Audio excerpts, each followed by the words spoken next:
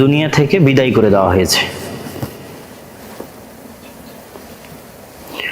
সম্মানিত উপস্থিতি, আশা করি আপনারা আমাদের কথা শুনতে পাচ্ছেন। যদি শুনতে পান তাহলে অবশ্যই একটু কমেন্ট করবেন।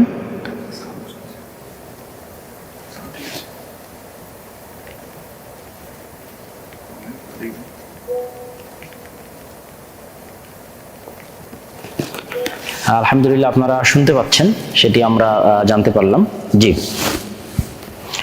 তো এই হামলার পাল্টা উত্তরে প্রথম দিকে অবশ্যই কোনো না কোনো মাধ্যমে ইরানের যে ডিফেন্স সিস্টেম ছিল, এয়ার ডিফেন্স সিস্টেম, সেটিকে অবশ্যই অকেজ করা হয়েছিল এবং যার ফলশ্রুতিতে এতটি সফল হামলা তারা পরিচালনা করতে সক্ষম হয়েছে।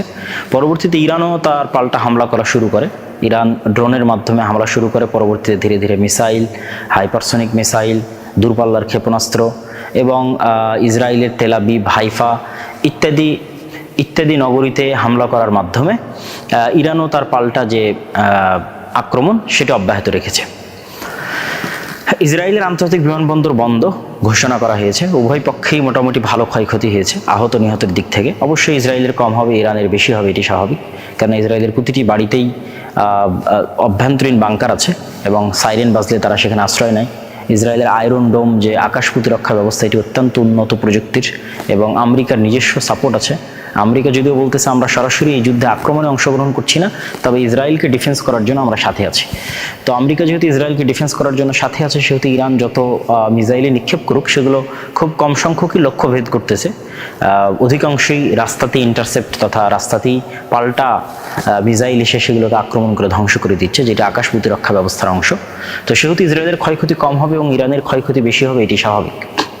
যদি ইরানের পক্ষ থেকে যে দাবি করা হয়েছে যে ফাইটার জেট 35 এটি ধ্বংস করা হয়েছে, এটির আসলে এখন পর্যন্ত কোনো স্পষ্ট প্রমাণ পাওয়া যায়নি। ইরান হয়তো সামনে হরমুজ প্রণালী বন্ধ ঘোষণা করতে পারে। আপনারা ম্যাপে দেখলে দেখবেন যেটি পারস্য উপসাগর, ওমান সাগর এবং আরব সাগরের মধ্যে যে কানেকশন এবং মধ্যপ্রাচ্যের যতগুলো বড় বড় দেশ আছে তাদের তেল সহ বিভিন্ন কিছু আমদানি এবং রপ্তানির যে মূল লাইন, সেই হরমুজ প্রণালী, সেটি যদি ইরান বন্ধ ঘোষণা করে তাহলে এই যুদ্ধটা আরও ব্যাপক আকার ধারণ করবে। এবং অনেকেই ধারণা করতেছে যে এই যুদ্ধ হয়তো অতি সত্বর বা অতি সহজেই থামার নয়, বরং একটা ফুল স্কেলের তৃতীয় বিশ্বযুদ্ধ রূপ নিতে পারে। আল্লাহু আলাম, আল্লাহ সুবহানাহু ওয়া তাআলা ভালো জানে। আমরা যদি বর্তমান পরিস্থিতিটা একটু বুঝতে চাই, প্রেক্ষাপটটা বুঝতে চাই, তাহলে আমাদের কিছু জানা থাকা দরকার। যেহেতু এখানে অধিকাংশ বিশ্বের মুসলমানের হচ্ছে সুন্নি মুসলমান, আর ইরান একটি শিয়া অধ্যুষিত রাষ্ট্র, আবার ইসরায়েল হচ্ছে একটি ইহুদি কেন্দ্রিক একটা রাষ্ট্র। সেহেতু এই জায়গায় আসলে মুসলমানদের ভূমিকা কি হবে, বিশেষ করে সুন্নি মুসলমানদের, তারা অনেকেই হতবিহ্বল বা হয়তো চিন্তা করতে পারতেছে না বা ধারণা করতে পারতেছে না সে খুশি হবে না আনন্দিত হবে না দুঃখিত হবে না কষ্ট পাবে, কাকে সাপোর্ট দিবে, এইরকম একটা দ্বিধাদ্বন্দ্বের মধ্যে আছে। ফলত প্রেক্ষাপটটা আমাদের জানা দরকার। প্রেক্ষাপটটা তুলে ধরার জন্য আমি আপনাদের সামনে এতটুকু বলতে পারি যে ইরান এবং ইসরায়েলের মধ্যে অনেক বিষয়ে মিল আছে। সেই মিলটা হচ্ছে, ইরান যেমন একটি ধর্মভিত্তিক রাষ্ট্র, শিয়া ধর্মভিত্তিক, ইসরায়েলও ঠিক একটি ধর্মভিত্তিক রাষ্ট্র, ইহুদি ধর্মভিত্তিক। তৃতীয় যেটি মিল সেটি হচ্ছে ইরানের যেমন মধ্যপ্রাচ্য কেন্দ্রিক উচ্চাশা এবং উচ্চাকাঙ্ক্ষা আছে রাজনৈতিক আধিপত্যের, ঠিক তেমনি ইসরায়েলেরও পুরো মধ্যপ্রাচ্যে দাদাগিরি করার তার লালিত স্বপ্ন আছে, সে গ্রেটার ইসরায়েল বানাতে চায়। তাহলে দুইজনের লক্ষ্য উদ্দেশ্য সেম, দুইজনই মধ্যপ্রাচ্যের সবচেয়ে শক্তিশালী প্রভাবশালী পাওয়ারে পরিণত হতে চায়, যেটাকে আপনারা পাওয়ার ডাইনামিক্স বলতে পারেন। এবং উভয়ই যে আসলে মধ্যপ্রাচ্যের পাওয়ারে নিজেদের সর্বোচ্চ স্থানে রাখতে চায়, এটির অনেকগুলো প্রমাণও আছে। যেমন ইরান অসংখ্য সুন্নি রাষ্ট্রে প্রক্সি যুদ্ধ পরিচালনা করেছে। এগুলো ধারণাপ্রসূত কোনো কথা নয়, বাস্তব সত্য। যেমন সিরিয়ার বাশার আল আসাদকে টিকিয়ে রাখার জন্য কাসেম সোলাইমানি সহ অসংখ্য শিয়া যারা মিলিশিয়া গ্রুপ আছে তাদের ব্যাপক অবদান আছে এবং তাদের হাতে বর্তমান সিরিয়ার যারা অধিকাংশ মুসলমান, সুন্নি মুসলমান, তাদের রক্তে তাদের হাত রঞ্জিত। এইটা কোনো কাল্পনিক কথা নয়, এটা একটা সত্য, ঐতিহাসিক বাস্তব সত্য ঘটনা। তো বাশার আল আসাদের পরাজয় ছিল মূলত ইরানের মধ্যপ্রাচ্যে তার যে শক্তিশালী হওয়ার যে উচ্চাভিলাষ, সেই উচ্চাভিলাষের একটি পতন। ঠিক হিজবুল্লাহর মাধ্যমে প্রক্সি ওয়ার, হুথিদের মাধ্যমে প্রক্সি ওয়ার, এগুলো প্রত্যেকটাই ইরানের যে মিলিশিয়া গ্রুপগুলো, এগুলো ছিল ইরানের নিজস্ব রাজনৈতিক আধিপত্য বিস্তারের একটি ধ্যান এবং ধারণা বা চিন্তা বা চেষ্টা। ঠিক ইসরায়েলও চায় যে সে মধ্যপ্রাচ্যের সবচেয়ে শক্তিশালী পাওয়ারফুল কান্ট্রি হবে।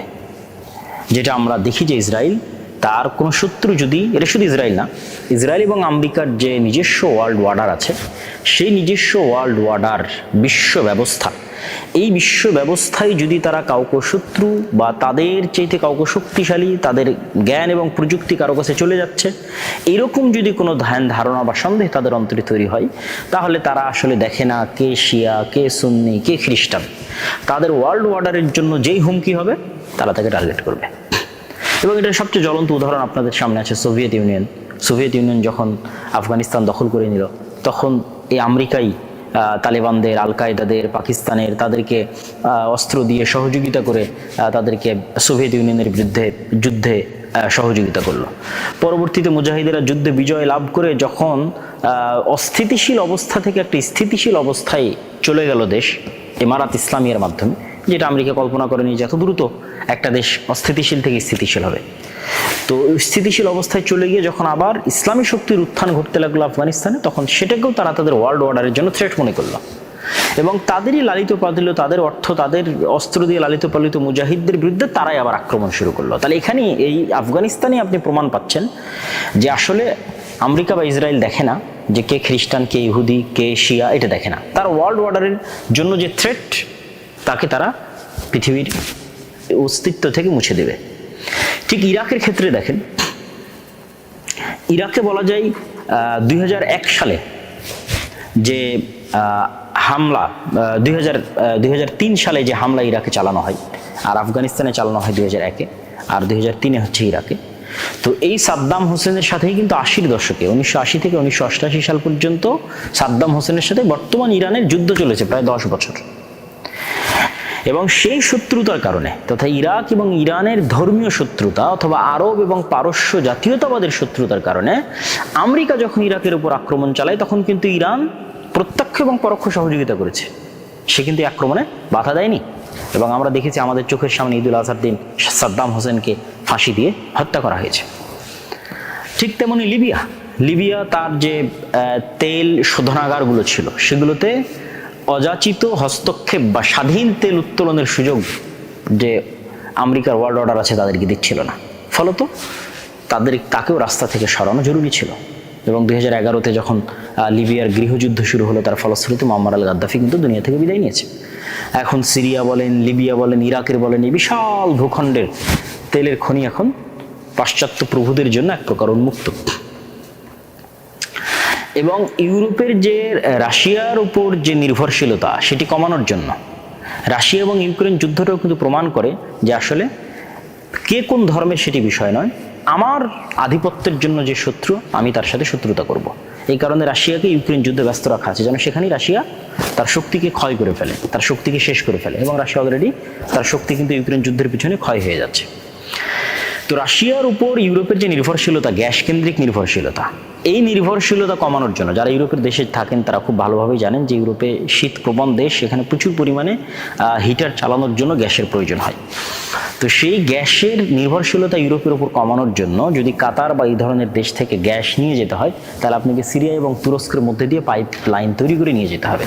সেই পাইপ লাইনটা সিরিয়ায় বা আমেরিকার পক্ষের সরকার তৈরি না হওয়া পর্যন্ত কিন্তু সেটি নিয়ে যাওয়া সম্ভব ছিল না। দেখা যাচ্ছে এই পাইপলাইন নিয়ে যেতে যদি তুরস্ক বাধা তৈরি করে, তাহলে ইরানের পরবর্তী টার্গেটে তুরস্ক পরিণত হবে, তথা ইরানের পরবর্তী যাকে ধরা হবে সে হচ্ছে তুরস্ক। তো সম্মানিত উপস্থিতি, আমি যেটি বোঝাতে চাচ্ছিলাম সেটি হচ্ছে এখানে ইরান এবং ইসরায়েলের মধ্যে যে যুদ্ধটা চলতেছে, এটি আসলে কিসের যুদ্ধ? এটি পাওয়ার ডাইনামিক্স। এটি এরকম না যে হ্যাঁ শিয়া সুন্নিদের খুব ভালোবাসে ইরান, এই জন্য সে ইসরায়েলের প্রতি আক্রমণ করতেছে, সে মসজিদ আকসা মুক্ত করতে চায় এই জন্য ইসরায়েলের প্রতি আক্রমণ করতেছে, সে গাজাকে মুক্ত করতে চায় এই জন্য ইসরায়েলের প্রতি আক্রমণ করতেছে, এরকম না। বিষয়টা এরকম নয়। এরকম হলে যখন গাজার মানুষ ক্ষুধার্ত ছিল, ঠিক আছে, তাদের কাছে খাবার যাচ্ছিল না, পরাজিত ছিল, হামাসের বাঁচার কোনো রাস্তা ছিল না, তখনই যুদ্ধ শুরু হয়ে যেত, কিন্তু তখন হয়নি। ঠিক ইসরায়েলও যে সৌদি, কুয়েত, কাতার, বাহরাইন তাদেরকে রক্ষা করবে, এই জন্য সে ইরানকে ধ্বংস করতেছে, ইরানের পরমাণু অস্ত্র যেন মালিক না হয় এই নিয়াতে সে চেষ্টা করতেছে, এটিও কিন্তু না। তারা আসলে দুইজনই মধ্যপ্রাচ্যের প্রভু হতে চায়, একজন ইহুদি ধর্মকেন্দ্রিক এবং আরেকজন শিয়া ধর্মকেন্দ্রিক, এবং দুইজনই মধ্যপ্রাচ্যে অবস্থিত অন্য দেশগুলোকে শত্রু জ্ঞান করে। আমি জানি না মধ্যপ্রাচ্যের অন্য দেশেরা এই নলেজটুকু তারা রাখে কিনা যে আসলে ইসরায়েলও তাদেরকে শত্রু জ্ঞান করে এবং ইরানও তাদেরকে শত্রু জ্ঞান করে। এখানে যেই আসলে টিকে যাবে সে পরবর্তীতে এই পুরো মধ্যপ্রাচ্যে আধিপত্য বিস্তার করবে। তো মধ্যপ্রাচ্যে আধিপত্য বিস্তারের একটা ধর্মভিত্তিক রাজনৈতিক দ্বন্দ্ব হচ্ছে ইরান এবং ইসরায়েলের এই দ্বন্দ্ব। এবং ইরান এবং ইসরায়েলের এই দ্বন্দ্বে আমাদের যেটি সবচেয়ে বেশি শিক্ষার আছে সেটা হচ্ছে, দেখেন ইরানকে বারবার ডোনাল্ড ট্রাম্পের যে টুইট, আপনারা এক্স, এখন তো টুইটার না, এক্স প্ল্যাটফর্মে গিয়ে যদি আপনারা ডোনাল্ড ট্রাম্পের লাস্ট 4-5টা পোস্ট দেখেন, তাহলে সেখানে তিনি স্পষ্টভাবে একজন প্রেসিডেন্ট পদের জায়গা থেকে স্পষ্টভাবে থ্রেটমূলক বাক্য উচ্চারণ করে তিনি বলছেন যে আমি বারবার ইরানকে বলেছি যে তোমরা একটা পারমাণবিক চুক্তি করো, ঠিক আছে, আমাদের সাথে নেগোসিয়েশনে আসো, না হলে 60 দিনের সময় 61 দিন থেকে তোমাদের খবর আছে, অমুক আছে তুমুক আছে, আমেরিকা বিশাল অস্ত্রের অধিকারী, ধ্বংস করে দিবে, শেষ করে দিবে, অসংখ্য, মানে সব ভয়াবহ রকমের সব থ্রেট। তাহলে সারমর্ম কথা কি, ইরানের যে পারমাণবিক যে প্রযুক্তি অর্জনের যে অভিলাষ সেটি যেন পূরণ না হয়। ইরাকের সাদ্দাম হোসেনও কিন্তু সে অভিলাষ করেছিল, তাকে কিন্তু ধ্বংস করে দেওয়া হয়েছে। তাহলে বিষয়টা কি বোঝাচ্ছে যে বর্তমান পৃথিবীতে কিন্তু প্রযুক্তির যুদ্ধ চলতেছে, জ্ঞানের যুদ্ধ চলতেছে, যে আপনি পারমাণবিক বম কিভাবে বানায় এই জ্ঞান এবং এই প্রযুক্তিটা আপনি অর্জন করবেন, এটা পৃথিবীর কেউ সহ্য করতেছে না। সে আপনি ইহুদি হন, খ্রিস্টান হন, বৌদ্ধ হন, সেটা পরের বিষয়, কিন্তু আপনি যেন এই জ্ঞান না পান।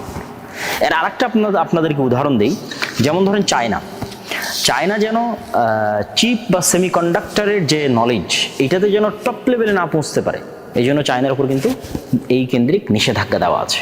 এরকম বলা যায় 7 থেকে 8টা টপ লেভেলের প্রযুক্তি এবং টেকনোলজি আছে যেটা আমেরিকা চায় না যে অন্য কেউ এই প্রযুক্তি পরিপূর্ণরূপে তার কাছে চলে যাক।